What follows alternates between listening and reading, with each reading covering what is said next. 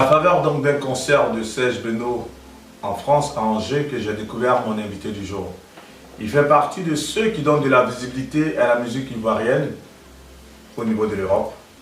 Aujourd'hui, avec lui, nous allons un peu comprendre, on va dire, comment est-ce que nos artistes, lorsqu'ils viennent en France, comment est-ce qu'ils tournent, quelles sont les personnes qui leur permettent d'avoir des scènes.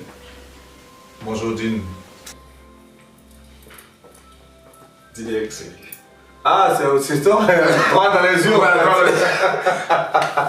Bonjour à tes ceux qui suivent Enfin, actupeople.net, on a tous ceux qui suivent la chaîne sur la chaîne YouTube, tous ceux qui suivent le site internet. Donc on a pas mal de canaux de diffusion. Mais donc, mets-toi à l'aise. En tout cas, les auditeurs, les lecteurs, peu importe. L'auditeur, c'est celui qui écoute. Le lecteur, c'est celui qui lit. Ouais. Et puis après, le téléspectateur, c'est celui forcément qui va suivre cette vidéo qu'on va donc publier sur la chaîne YouTube de actupeople.net. Ok. Je suis Dinel Conan, promoteur de spectacle. Je suis basé à Angers. Mais avant Angers, il faut dire que j'ai fait pas mal de pays quand même. Ok. J'étais même en Israël. Waouh! Oui, j'étais en Israël. J'avais une boîte de nuit en Israël en collaboration avec des potes. Ça s'appelait Apprendre discothèque. Apprendre discothèque. Voilà. Ensuite, je me suis retrouvé en France. Pour des raisons familiales. Et après, Angers, c'est parti pour les showbiz depuis toujours. Ce qui est intéressant à travers cette émission, c'est surtout de découvrir le parcours de certaines personnes. Savoir qu'un Ivoirien a pu donc, on va dire, gérer une boîte de nuit en Israël. C'est pas tous les jours qu'on entend ça, c'est pas tous les jours qu'on voit ça. Et ça, vraiment, c'est une information capitale que tu nous donnes. Ouais. C'est tout à ton honneur. Mais bien avant d'arriver en Israël, tu es né quelque part en Côte d'Ivoire, tu as grandi quelque part, tu as eu des amis. Ce parcours, on aimerait bien savoir. Je suis enfant d'Agogo, un peu produit d'Agogo. J'ai eu des amis tels que Abou Nidal. Très connu, le général Kokoumbré, que j'ai managé aussi. J'ai été son manager de 2008 à 2011. Voilà. Après, je quitte la Côte d'Ivoire pour Israël en 99. J'étais parti à la base pour le foot. Ça a marché à cause de blessures. Et on se retrouve. Je constatais que dans le milieu en Israël, il n'y avait pas ce truc qu'il fallait, c'est-à-dire les artistes qu'il fallait faire venir, c'est le show qu'il fallait. Donc du coup, on a ouvert une boîte de nuit, on était trois. Ouais, trois, je me rappelle, on était trois. Un Congolais et deux Ivoiriens. Ça a bien donné. Donc après, je me rappelle, j'ai un ami qui est dans cette salle ici. En 2002, je retourne à Abidjan, je fais sa connaissance. Dans une ville qu'on appelle Divo. En l'occurrence, je parle de Jean-Luc Moreau, de la Fraction Prône. Ok. Voilà, je fais sa connaissance comme ça. Voilà. Je détecte en lui les qualités comme ce que vous faites, de journaliste, de communicateur, voilà. Un homme rompu au métier de la formation. Voilà, en fait, voilà, déjà, c'est-à-dire à la base, donc je dis, ben, écoute, tiens, tu montes sur Abidjan parce qu'on peut faire quelque chose dans ça. Donc à la base, c'est la personne qui m'inspire ou qui me consolide dans le milieu du showbiz en fait. J'allais te poser la question parce que de footballeur, tu te retrouves dans le showbiz, comment est-ce que ça a pu se faire? Mais vu que tu parles d'une rencontre, mais le football, ton histoire avec le football, ça commence quand? Je n'aime pas trop parler de ça parce que... C'est vrai que ça a été une expérience plus ou moins qui n'a pas relié à la frontière. En fait, non, mais après, lorsqu'on quitte la Côte d'Ivoire pour aller en Israël, pour une carrière de footballeur quand même, c'est-à-dire que cette passion a dû te talonner depuis tout petit. Oui, mais juste en fait, c'est pas que j'étais parti pour le football. À la base, j'étais pas parti pour le football.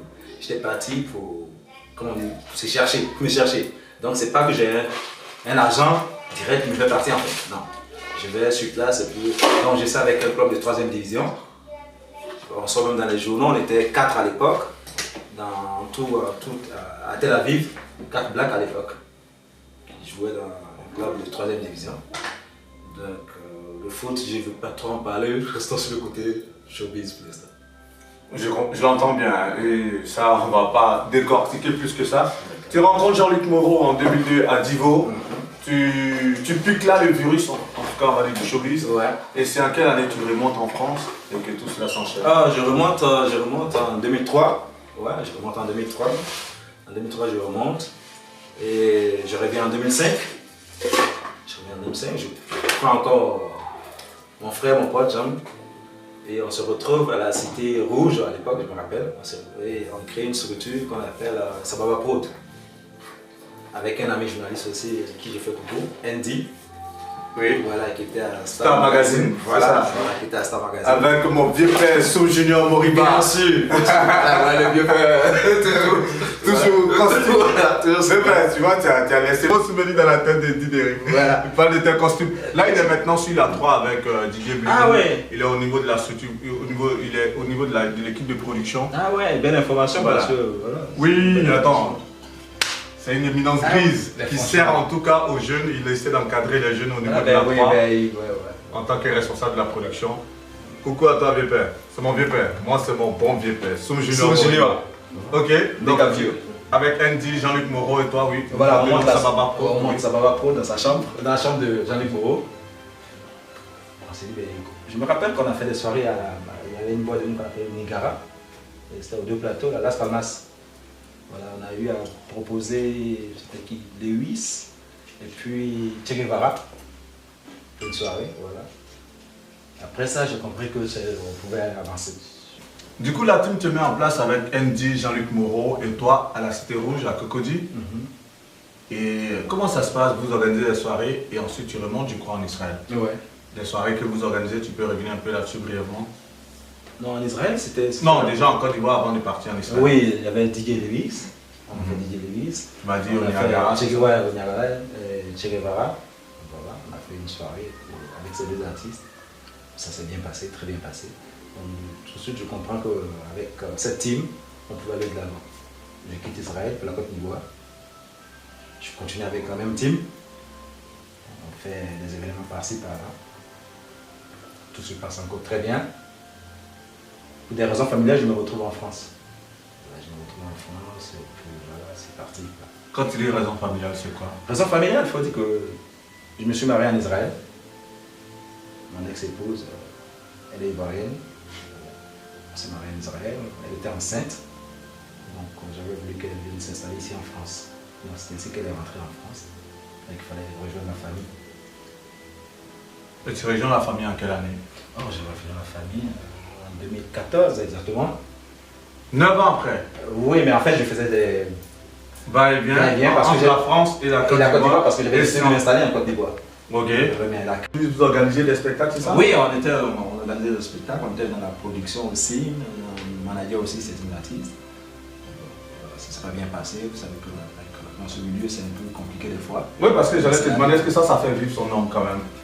Le showbiz? Non, de manière sommaire, lorsque 3 jeunes personnes sans un boulot fixe, sans un salaire fixe, vous mettez seulement à faire des événementiels dans les boîtes de nuit, organiser 2-3 spectacles. Est-ce que ça permet de... Non mais Vergès, pour moi, la première manière de vivre, la bonne manière de vivre, c'est la passion en fait. Et nous, c'est la passion qui fait qu'on savait déjà qu'on était bien.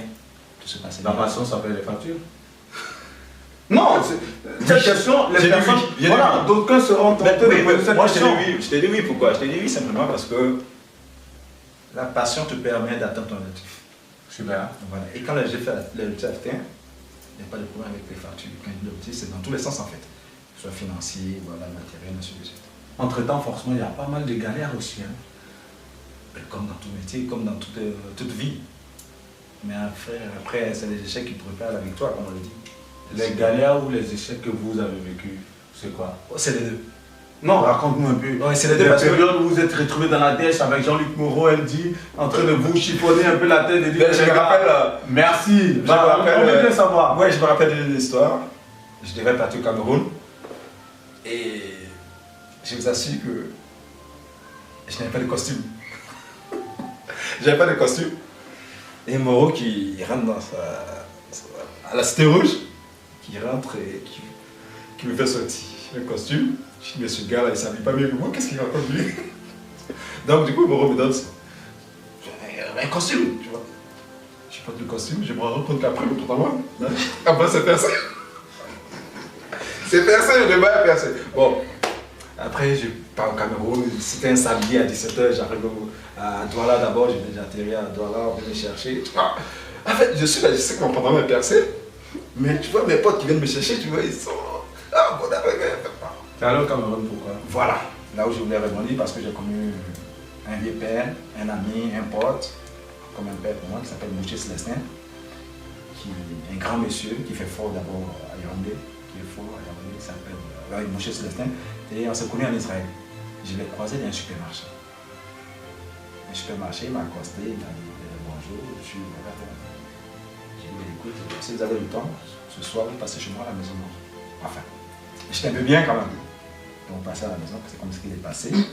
Je lui ai fait du couscous avec du poisson braisé. Et il a pensé que c'était la ticket.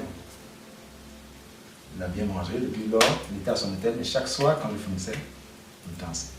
Et c'est comme ça qu'il m'a invité à son tour quand même. Ok. Et j'ai fait 4 mois à Yaoundé. Donc quand tu vas à son invitation, il y a un projet ou c'est juste pour aller voir son vieux père? C'était les vacances. C'était les Ah, vacances. ok. Dans ma tête. Les vacances, et tu fais 4 mois? Ouais. Oui, effectivement, comme tu l'as dit, j'étais parti pour 1 mois, je me retrouve en train de faire 4 mois. En train de faire la fête, je suppose, ou bien parce qu'il y avait un projet? Ce qui est bien dans ce métier, quand je dis ce métier, je vais dire que, parce qu'on est déjà dans le showbiz, ce qui est bien, que quand on pense que c'est la fête, c'est le travail en même temps. Ok. Voilà. Donc, c'est comme ça que ça se passait. J'ai fait des connaissances à Yaoundé, croisé des gens du showbiz, j'ai connu des propriétaires des boîtes de nuit. Je ne sais pas s'il y a la possibilité de faire comme ici. Il n'y a aucun souci? D'accord, comme Dega Palace, je me rappelle de Paul Fénan, chapeau. Je me rappelle qui avait le Joy 5. Bon, je me rappelle bien d'endroits comme ça où quand on arrivait. En tout cas, tu as mieux tes vacances en opportunité d'affaires. Voilà. Et tu fais 4 mois où tu t'occupes assez bien, tu essaies d'organiser pas mal de trucs. Tu mets des projets en place, tu mets des plans en place. Et c'est à lorsque tu quittes le Cameroun après 4 mois, tu retournes où? En Côte d'Ivoire ou tu retournes? Non, encore mon périple continue. Ok. Tu es un aventurier apparemment. de Yaoundé, Ouais. en octobre, 10 octobre. 10 octobre, je me rappelle, c'est le premier vol inaugural Yaoundé, Casa, avec Royal Air Maroc. Ok. Mais vas-y, lâche-toi. Hein. Ok, avec On Royal n'a Air pas de Maroc. contraintes publicitaires. D'accord, voilà. On n'est pas tenu par des régies publicitaires. D'accord. C'est une chaîne YouTube avec un site. En tout cas, nous on est créateurs de contenu et pour Google et pour YouTube. D'accord. Donc à ce niveau, t'inquiète. Donc je prends le premier vol inaugural avec Royal Air Maroc, je me retrouve à Casa. Casa, je connaissais personne. Je me suis dit, écoute, je vais aller faire un tour pour voir un peu, parce que il y a des potes quand même qui Casa, enfin tu vois, Casa c'est quand même un endroit où ça fait bon vivre. Donc je me retrouve à Casa. Encore là, il y a trop de choses. Mais ce sont ces choses-là qu'on veut savoir justement. Je me retrouve. Parce que, excuse-moi, Oui, vas-y. tu vois le mec qui te voit à Angers, Dineric, il a fait le concert de. On va arriver à tout ça, hein, le concert de Serge Beno, d'Arafat, alors que ces personnes justement connaissent pas ton parcours. Ces personnes ne savent pas d'où tu es passé. C'est pourquoi ça sert en fait, ce genre d'émission, ce genre de sortie, d'interview. C'est pour exprimer vraiment aux gens que dans toute chose, il n'y a pas de choses spontanées. On part d'un point A à un point B. Et dans tout parcours, il y a des obstacles, il y a des épreuves, il y a des échecs, il y a aussi des réussites. Mais à chaque fois qu'on tombe, on se relève et on essaie d'aller de l'avant. Tu fais bien de le dire, c'est parce que j'arrive à Casa, je connais personne, comme je disais tantôt. Je prends une chambre d'hôtel pour 1 semaine. Et je rentre à Casa avec 100 $. Je sors de Yaoundé, paradoxe, mais je rentre avec 100 $. Bon, en fait, juste, j'ai converti en dollars parce que j'avais 100 $. 100 $ à l'époque, c'était, je crois, 70 000 francs CFA, je pense. Ouais, parce que le billet était à 700 francs. Donc, je rentre avec 100 $, je prends une chambre d'hôtel pour 1 semaine. Une semaine, je sais pas, la chambre d'hôtel, c'était 50 dirhams la nuit, 5 €. Ouais. Donc, je passe une semaine. Et en fait, à Casa, il y a ce qu'on appelle la Médina. Médina, c'est le centre de marché, c'est le marché. Tous ceux qui ont fait Casa, qui vont nous suivre, forcément, ils ont un repère tout de suite quand on parle de la Médina. La Médina, voilà, la Médina. Donc, j'arrive à la Médina, je croise un black. On échange, bonjour, comment tu vas, tout et tout. Croiser un Africain, c'est pas dis, mieux. Bon, ok, quand je dis black, je veux dire un noir. Ouais, je croise un noir, un Africain noir, voilà, un Africain noir. Et dans nos échanges, en fait, c'est l'ami de la personne que j'ai connue en Israël. Du Camerounais qui m'a fait partie au Cameroun, Boucher Célestin, mon vieux père dont je parle. Tu vois? Et c'est son ami en fait. Mais donc c'est de toi que Boucher parlait en Israël, c'est toi qui as hébergé Boucher. Sors de l'hôtel, viens me rejoindre à Rabat, on va habiter ensemble. Waouh! Eh bien, je t'assure. Tout concourt au bien de celui qui aime Dieu. Je te dis que j'avais 100 $. Là, j'ai dit, attends, c'est quoi cette histoire là, quoi? Je connais une dame, le mec me dit, écoute, quitte Casa, alors à Rabat. Puis j'ai hésité un peu, mais après, bon, quand on a l'habitude de l'aventure, on sait un peu tout ça, ça peut nous arriver. Donc, je sors de l'hôtel, j'ai fait 2-3 jours à l'hôtel. J'avais payé pour une semaine, j'ai dit même à la dame, gardez la modèle. Et je pars à Rabat, et je me retrouve à Rabat. À Rabat, ça se passe bien aussi, comme je dis. On est un peu dans le milieu, mais tu parlais de période de vache maigre. Effectivement, ça ne s'est pas bien passé, pas avec la personne, mais c'est à partir de là que je commence à avoir des problèmes avec mon ex-épouse. Franchement, elle t'attend ici en France. Parce que, non mais c'est clair, non mais je suis le récit hein, Voilà. T'inquiète, de toutes les façons, c'est vrai que là on part au Cameroun après Casa, Rabat, mais je suis le fil conducteur. C'est clair. J'aime bien répéter ce mot, c'est ce que les communicateurs appellent le storytelling. Okay. Tu vois, donc c'est un récit de vie. Et un récit de vie, ça a un début, ça a un parcours, c'est comme le corps d'un test, l'introduction, le développement et la conclusion. Donc je te suis, t'inquiète. Donc madame commence à s'inquiéter parce que jusque là tu n'as pas resté. Elle s'est dit mais attends, le mec il est allé au Cameroun, après il va au Maroc. Est-ce qu'il court par les femmes? Bref, ça commence à se compliquer. Tu la connais ou quoi? Non, pas du tout, c'est pour ça que les femmes réfléchissent. En fait, voilà. C'est pas méchant ce que je dis. Voilà. Et à partir de là, les problèmes commencent. Ça se passe pas très bien. Je retourne en Côte d'Ivoire. C'était 2013, ouais. 2013, je pense. Je retourne en Côte d'Ivoire. Je dis, écoute, je prends la décision de venir m'installer en France. Donc j'ai décidé en 2014, finalement, de rentrer en France. Je suis rentré en France le 17 mai 2014. Il y a des gens de dates qu'on n'oublie jamais. Ça c'est clair, il y a des dates que j'oublie. Parce que là, tout à l'heure, tu parlais que tu n'étais pas spécialiste des dates. C'est comme moi, le 5 novembre 2005, je ne peux jamais oublier, c'était ma première fois d'arriver en France pour la tournée européenne de Magic System. C'était juste la petite parenthèse. Hein. Voilà, donc tu arrives le 17 mai 2014. Parfait. Voilà, en France. J'arrive en France, enfin j'arrive m'installer en France. Ok. Moi, je connaissais déjà la France, j'arrive m'installer en France. Je viens. Ma passion pour le showbiz, ma passion pour la culture, ma passion pour... Je dirais pas que c'est ce qui m'a fait divorcer, mais madame ne supportait pas en fait. Vous voyez, monsieur en train de courir par-ci, par-là, faire le tour du monde. Tu voulais te construire. Après, c'est moi qui l'ai dit dans ma tête, mais elle, peut-être qu'elle ne voyait pas ça comme ça. C'est un peu chagrinant ce genre d'histoire. Ouais. Pourquoi? Parce que une personne qui est en train de courir vers ses ambitions, qui veut se construire, mais qui a une famille aussi qui demande de l'attention, forcément, on ne peut pas toujours satisfaire toutes les parties. Il y a des parties qui sont sacrifiées pour nos ambitions, c'est dommage, mais une fois de plus, ta passion prend le pas. Et comment est-ce que ta vie se construit après? Ma vie se construit après un choc, parce que je passe par le divorce. Je passe par le divorce en 2016. Après, je me retrouve à Angers parce que j'ai ma petite soeur qui est à Angers. Donc quand tu es arrivé, tu étais installé où, à Paris? Non, j'étais à Paris, j'étais à Créteil. Ok. Dans le 9-4 comme on l'a dit. Ouais, 94. Voilà. Donc ça se passe pas bien. Voilà, donc je me retrouve à Angers. Je me retrouve à Angers le 10 mars 2016. Quand j'arrive à Angers, j'aime bien cette partie, pourquoi? Parce que j'arrive à Angers, on ne me connaît pas, je ne connais personne. Je suis là, sans un sou, dépourvu de tout, tranquillement. Je rentre avec une valisette à Angers. Même pas, c'est-à-dire même pas une valise. Tu comprends? C'est-à-dire j'avais une valisette, j'avais le petit sac, peut-être tout à l'âge, un truc comme ça. J'arrive à Angers, et je constate que c'est un milieu qu'on peut exploiter. Et je reviens encore sur Jean-Luc Moreau. Je prends mon téléphone, je l'appelle, je lui dis, frère, il y a quelque chose à prendre à Angers.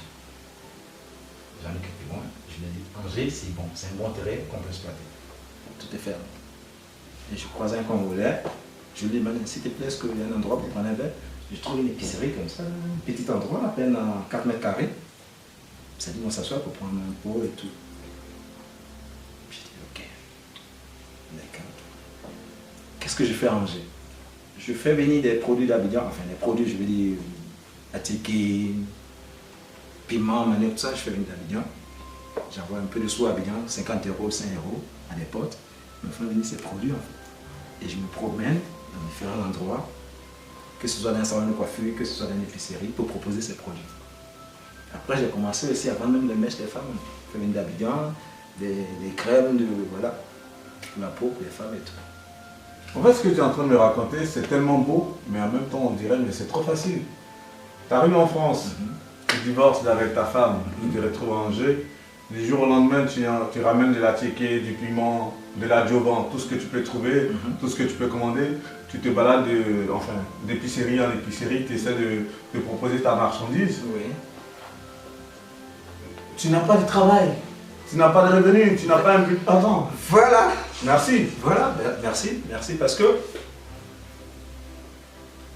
en fait quand je sors, faut dire que depuis quand je suis arrivé en France, bon, j'ai pas eu de premier papier.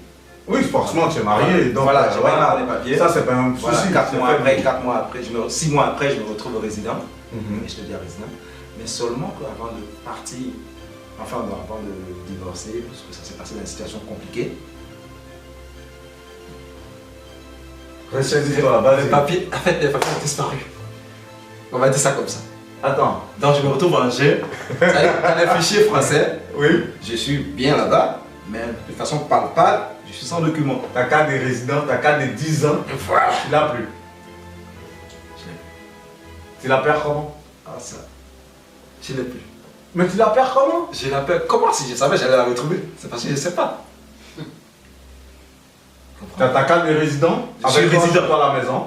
Et ça disparaît. Et du jour au lendemain, tu l'as plus. Ça disparaît. Ok. Tu comprends ce que j'avais dit? Ça disparaît. Bah. Non, si tu comprends pas. Non, je l'entends bien. Voilà, je l'entends bien. C'est tout.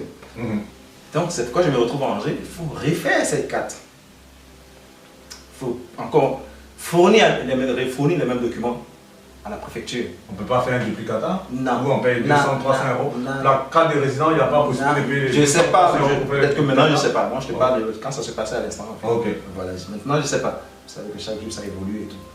Donc, c'est clair que chaque préfecture aussi a ses lois. Voilà. C'est pas partout pareil. Voilà. Donc, je me retrouve en train de me refaire cette carte. Donc, pendant ce temps, je ne peux pas chercher du boulot.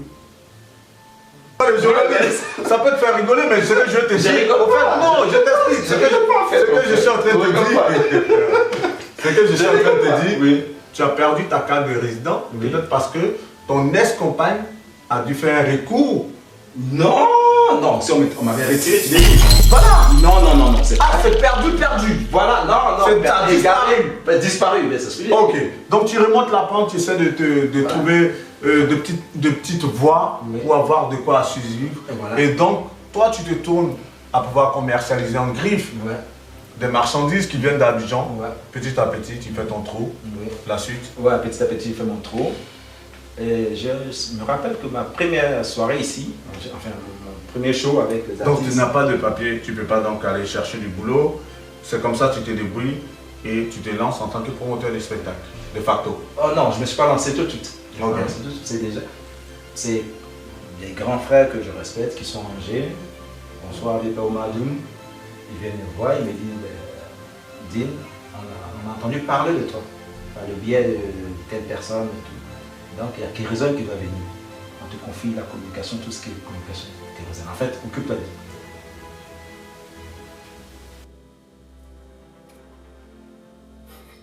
ça. Encore Moreau, je viens dans l'histoire. Parce qu'ils avaient opté Moreau. Moreau leur a demandé un cachet. C'est normal, c'est un homme de métier. Il leur a demandé un cachet. Et comme on dit, ils ont tapé pour tout là-bas en fait. Ils ont tapé pour tout sur Moreau. Une autre personne en fait. Ils ne pouvaient pas payer le cachet que Jean-Luc Fournier avait demandé. Voilà. Ok. D'accord, ils tapent pour tout là-bas, ils vont chez un autre. Pareil. Donc moi. Bon, on vient louer tes services de manière gratuite. Voilà, bon, j'ai dit oui parce que. Ah, c'est toi-même qui donne. Tu offres. Non, ils viennent me voir, mais j'ai dit oui tout de suite. Et je leur ai dit, moi je pose ma condition. Ma condition c'était quoi? Payez-moi après. Résultat. Ok. Donc, prime par objectif si vous voulez. Tout à fait. Tu as fait tes preuves. Bien sûr, c'est tout ce que je voulais. Et Kérizone, ça cartonne. tu commences à faire le tour de tous les salons de coiffure où tu déposais les mèches, toutes les épiceries. Non, mais attends, en fait, voilà. En fait, moi, c'était pour ça, en fait. Me faire connaître de cette façon déjà. Donc, quand je venais, ok. Je te suis quand même. Excuse-moi, mais je veux dire, tu sais, en fait, quand tu fais une interview comme ça, comme celle-là, sans fil conducteur, comme je l'ai dit, ça a toujours été ma marque de fabrique, tous ceux qui me connaissent. C'est sur des questions de relance. Et c'est-à-dire qu'il faut quand même suivre le fil conducteur, c'est ce que je suis en train de suivre. Non, c'est ce que tu fais. Et je comprends que forcément, le fait que tu as eu affaire à des personnes qui avaient des épiceries, des salons de coiffure, tu as dû tisser des relations assez solides. Et donc tu avais une base de données en termes de capital humain qui pouvait donc remplir le spectacle de DJ Kérosène. Ça se passe super bien. Ça se passe super bien. On continue. L'histoire s'écrit davantage. Là, c'est clair, ça se passe super bien. Mais ça finit très mal. Ok. Avec mes vieux pères à question. Tu fais tes preuves, mais on ne te paye pas. Non seulement on ne me paye pas, et il y a eu une plaisanterie de mauvais goût à un moment parce que je me rappelle à 6 h du matin, la salle est encore pleine, on fait sortir les gens.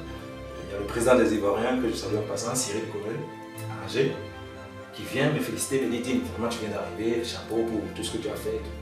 Le vieux père qui m'a mis sur ce projet, il dit oh laisse dire, il a cherché des femmes avec. Comment ça? C'est-à-dire le vieux père en question qui m'a mis sur le projet. Ah, il dit que tu as fait rentrer les femmes cadeaux. Non! Il dit que en fait je me suis approprié ce projet pour chercher les femmes. C'est quoi il plaisantait le mauvais goût. Parce qu'après toi tu es en train de bosser dur. Voilà, parce qu'après il me dit plaisante, après il me dit, par la suite il me dit non je plaisantais, tu sais petit. Ça a dû te faire mal au point d'en parler d'une interview. À la seconde, je me suis dit mais attends. Il se fout de ma gueule. En fait il ne me connaît pas en fait. Il ne sait pas ce que je veux. Donc quelque part à la fois il m'a boosté pour les autres. D'autres articles. Ça a fouetté ton orgueil, tu t'es dit, mais pourquoi pas me voir plus en fait. Merci. Et donc, quand est-ce que tu décides de toi-même organiser ton premier spectacle? Alors, le premier spectacle, après il y a eu Mix. Voilà. Quand Kérosène est parti, il y a un Mix qui était là, il y a le promoteur, j'ai oublié un peu son nom, il est sur Paris, j'ai oublié. C'est pas bien grave. Voilà. Il saura te reconnaître. Voilà, chapeau vieux père, il va se faire les rastas comme ça et tout. Donc il me contacte, il me dit petit, il y a Mix. Je dis écoute, je prends Mix. Sans savoir combien ça coûte, je prends Mix. Parce que dans ma tête, c'est tout ce que je devais faire pour prouver à ceux qui peut-être qui doutaient de toi. Voilà, doutaient ou qui se disent écoute, peut-être c'est un coup d'essai qui a été un coup de maître. Okay. Ils n'ont pas fait attention à ce qu'on vaut comme. Voilà. Donc j'ai dit que je fais Mix. J'ai fait Mix. Résultat pareil. Un premier, c'est lui qui est un coach, je ne me rappelle pas exactement. Succès en fait, quand tu dis résultat pareil. Ouais, succès. Tu gagnes un peu d'argent voilà. Aussi. Oui, ça se passe bien. Tu te retrouves avec combien? Mais c'est... Si c'est pas indiscret. Oh là là, non, dis pas ça même. Peut-être je me trouve à 50 €. Mais déjà, comme je te dis, avec la passion, on se paye déjà. C'est ça. Ouais, ça, je peux pas oublier ça. Non, là, voilà. Et après, Mix, on fait Kids. On fait... Je n'ai plus les... Bon... Oui, mais fil en aiguille, en tout cas, tu es en tant que promoteur de spectacle. Après, il y a une partie aussi qui me manque. Après, on fait Beno. Voilà, c'est Beno de quelle façon? J'ai le VP dont je parlais, le VP camerounais, Boucher Célestin. Vieux. Voilà. Toujours dans ton cœur. Ouais, bien sûr, c'est un monsieur, force tranquille, mais ça chauffe pas. Donc il m'appelle, il m'a dit mais il y a mon petit frère qui a une boîte de nuit à Lorient. Ça fait 2 ans, il essaie de joindre Beno. Enfin, faire prester Beno, après, je crois qu'ils se sont fait arnaquer par ici, je sais pas. Donc je lui ai dit, mais il n'y a pas de problème, moi je te donne 48 heures. Il m'a dit, t'es sérieux? Mais je donne 48 heures. Donc j'appelle mon binôme, Moro. Il dit, bah, Gyo, on va faire un truc avec Beno. Il dit, ok. Jean-Luc Moreau, la tour de contrôle. Ah ouais. Voilà, donc je l'appelle, il dit, mais Gyo, il y a tel. Il m'a dit, ok, tu penses qu'on va m'amener? Il dit, t'inquiète. Chacun son carnet d'adresse. Donc je rentre dans le circuit, je croise le manager Gaëtan de Beno. Gaëtan Hino, oui. Gaëtan Hino, voilà. On discute, paf, tout se passe bien. Je dis, ben écoute, je vous propose 2 dates. Lorient, à Lanester, puis Angers. C'est le 10 novembre. Et on va. Beno s'est négocié à combien en termes de cachet pour le boîte de nuit? Je sais pas, Beno, je peux dire. Bah vas-y. En tout cas, toi. Non, Beno nous a pris 5 000 d'abord. 5 000 €. Bah, 5 000 € à Lorient. Pour jouer dans une boîte de nuit en France, Serge Beno au bas mot, c'est 5 000 € les gars. 5 000 € à Lorient. 5 000 €. À Lorient, mais après, comme on a trouvé 2 dates, donc la seconde date, ils nous ont diminué un peu le caché. Ok, ça on va pas le dire parce Voilà, que, voilà. parce que c'est un garçon qui est très altruiste. Serge Benoît, c'est un garçon qui est très altruiste. Là, je ne parle pas en tant que journaliste, encore moins en tant que présentateur, mais c'est un garçon qui a la main sur le cœur. Je sais de quoi je parle. Je l'ai vu, je crois, en 2016-2017 à Nantes.